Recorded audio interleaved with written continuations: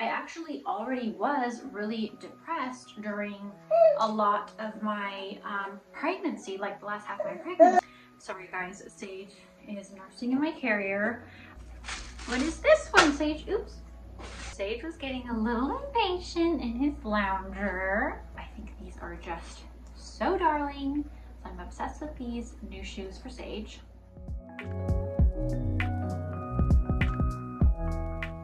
Hey guys, what's up? Welcome back to my channel. If you guys are new here, my name is Esperanza. I am a blogger, content creator for going on 8 years now. Cannot believe that. My background before that was in interior design actually, and if you guys can't tell, I still love decorating and everything to do with that, but my content is kind of like in the lifestyle realm. I share fashion, travel, home, just like everything that I love. And here with me is my son, Sage Wilder, who is 5 months old. We actually just shot his 5 months photo this morning. So I wanted to do another video with you guys talking about like motherhood. So if you guys missed my last video, it was a how I take care of myself as a single mom. So I will link that for you guys if you missed it. But I am a single mom, basically living in Phoenix with my parents currently, with my son Sage. So Sage's father and I had been together for 10 years, but we unfortunately split up over halfway through my pregnancy because he was struggling with his mental health. He actually had like a mental breakdown during my pregnancy, so that was very, very hard to go through. I had to move down here for the support of my parents, and so my journey, like my beginning into motherhood, has been a very difficult journey to say the least. So I thought that I would share 5 things that I wish I had known before becoming a mom, and this is besides the obvious one, which was that I wish I would have known that my partner was going to have mental breakdown over halfway through my pregnancy. So not besides that, basically, are 5 things that I wish I had known before becoming a mom. So let's go ahead and get into my first one. And I also want to share with you guys some things that I've been loving, things that I've been obsessed with this month. So maybe I'll share those first, and then we'll go ahead and get into the 5 things I wish I'd known before becoming a single mom. Sorry guys, my brain is like just not here. What I meant to say was how my 5 things I wish I knew before becoming a mom, not a single mom. So Sage is getting a teeny bit fussy. I'm going to put him in his baby lounger and see if he'll be happy there, and then if not, I'm going to put him in my baby carrier. So let's go ahead and get into the things I wanted to show you guys. Okay, so first up I have some new pieces from Able, a brand that I've been working with for years now. They are a Nashville-based brand, so I love that because I actually lived in Nashville for 7 to 8 months, I think, with Sage's dad. Anyway, first up are these pants. So these are long pants with like a wide-ish leg. I love pants like these because they are just so comfy and easy to throw on, especially in the summer. Very casual. I feel like they're great for lounging around, but they're also nice enough, dressy enough to dress up to go out in, run errands, that kind of thing. So love these. They have these great pockets in the front and in the back. I tried these on for an outfit that I'm going to be styling tomorrow in a campaign that I'm going to be shooting. So I found like a really cute top to go with that, so I'm excited to wear that. And then after that I plan on wearing them a lot more. It's just that I just got those, and then I actually had gotten this set like a week or so back, and I have been wearing the shorts so much. I have literally been wearing like the same outfit on repeat, this with a little beige tank top because it's so hot here. So that is like a comfy outfit that still keeps me cool for running errands.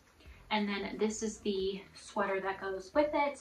High mock neck, long sleeve, a little bit cropped on the bottom. Actually, no, it's not cropped really, but very, very cute set together that I think I'll wear at the airport for our upcoming flight to Oregon in less than 2 weeks. So I'm obsessed with these pieces, love the neutrals and this like really pretty earthy brown. I also wanted to show you guys these new shoes that I got for my birthday. My parents got these for me from Hoka. So they actually got these for me like at the beginning of the month, even though my birthday is June 28th. So it was just a few days ago actually. But they got me these as an early present because I needed some good running shoes. The ones I had were from Nike and they were more like walking shoes. So we went to this store that specializes in shoes for like running, outdoors, that kind of thing. And these were the ones that I liked the best, that fit me the best, and that were like that I felt gave me like the most arch support. So I am obsessed with these. I've been wearing them for pretty much just running, but they are so cute for styling and outfits as well. Like these would be really cute with those pants, or I've actually styled it with that set. So obsessed with these. So I am obsessed with this brand, Starry Night Design. I have a bunch of their shoes for all different age ranges, but they recently sent me a code to get a few more shoes. So I picked some out that were perfect for summer. They come in these really cute little bags to protect them, but they're handmade leather shoes. So the pair that Sage is wearing right now is this pair. And I love that they have like these little openings in them for Sage's feet to breathe because it's like so hot here in Arizona. So I love these. The other pair are super similar, but instead they actually have like cutouts that make a star or like a sun. And they're in this darker brown color. So I think these are just so darling. So I'm obsessed with these new shoes for Sage. So I actually just got this package yesterday and I had no idea what it was. So I thought that I would open it for you guys and be surprised. So this is, these are from A Littles & Co. And the packaging is like so pretty. Just for you, Esperanza. So I thought I would open these for you guys. Okay, what is it, Sage? Sage is sitting in his little Snuggle Me lounger on the bed. He's actually being so quiet and so patient. Ooh, so pretty. A little best bestie. This is a little bracelet. This little bracelet is your treasure. I'm so lucky. You're the best bestie ever. Oh, cute. So it's like these two little hearts that connect. So that is a bracelet. Uh-oh, someone's getting upset. Okay, hold on. So the other one has this really pretty ribbon too. What is this one, Sage? Oops. Okay, this is...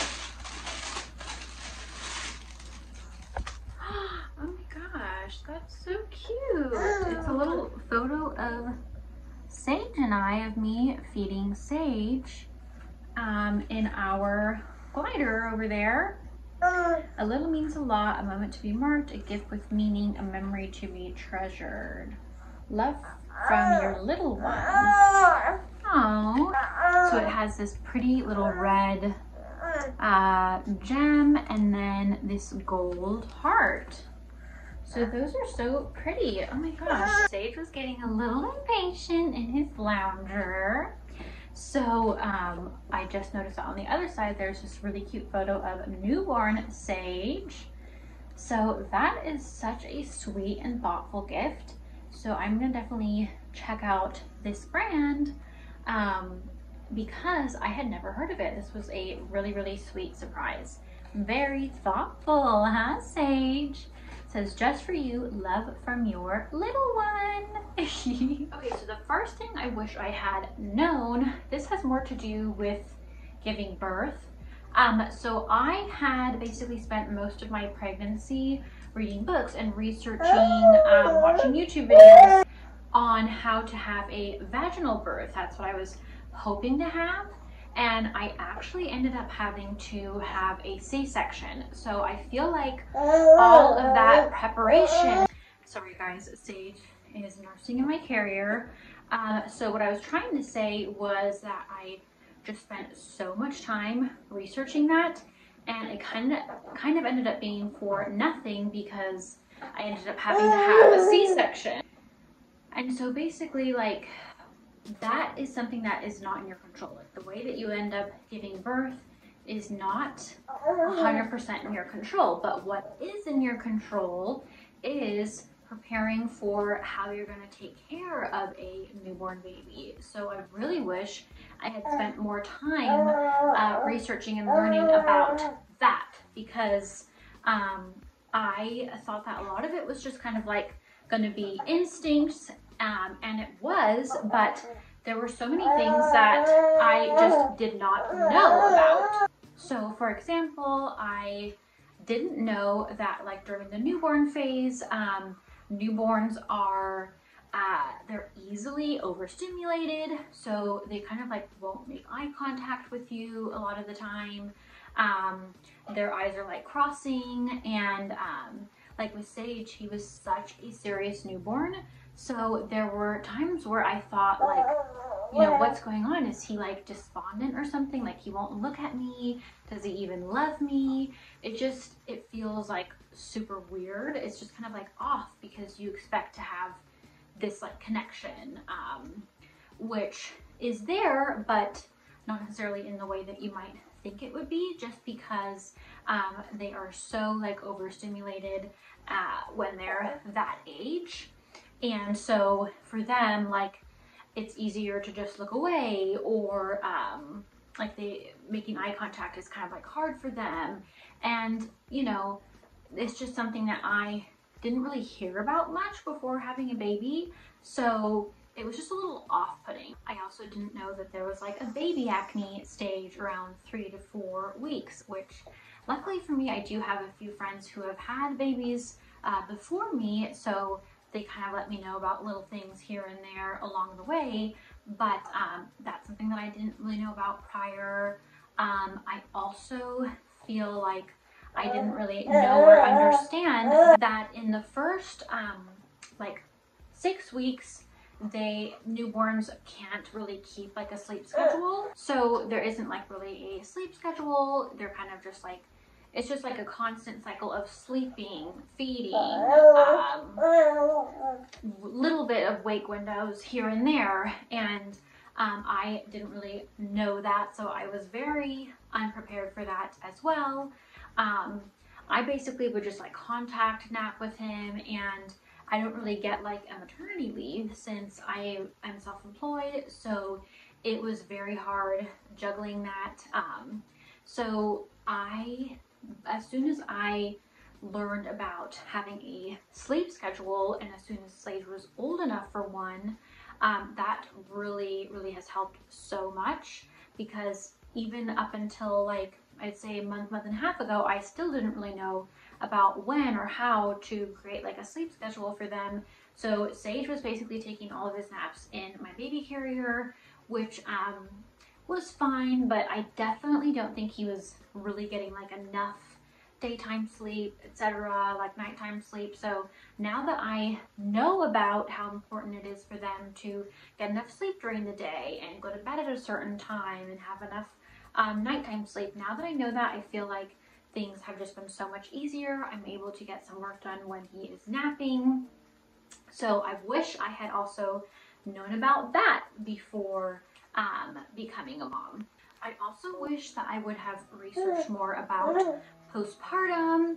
I think I just was like, okay, you know, I may or may not have it, we'll see.